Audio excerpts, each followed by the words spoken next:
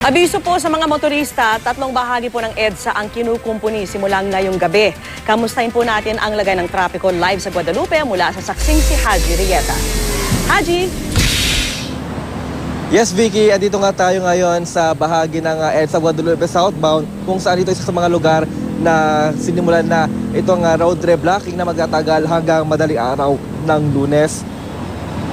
At sa alas 10 nga ng gabi nang simulang bakbakin ang 50 metrong bahagi ng first lane southbound ng EDSA bandang Guadalupe. Ayon sa DPWH, kailangan daw itong gawin dahil may mga crack ng bahagi ng kalsada lalo sa malapit sa Guadalupe Bridge.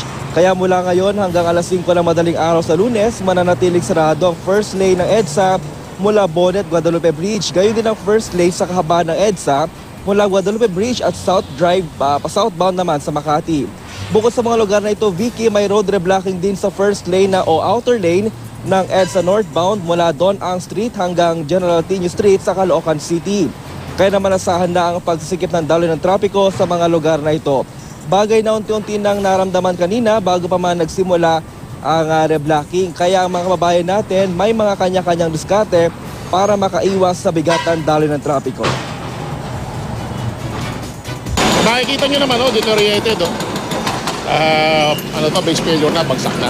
Hopefully, matapos kami ng 9 a.m. tomorrow. Then, by Monday, 5 a.m. open na to. Sa nga Biki ay bahagyang mabagal na itong daloy ng trapiko dito nga sa bahaging ito ng EDSA Guadalupe southbound at ay nasa nga magtatagal nga ito hanggang sa Lunes ng madaling araw. At live mula dito sa Guadalupe, Makati, ako si Haji Rieta, ang inyong saksi.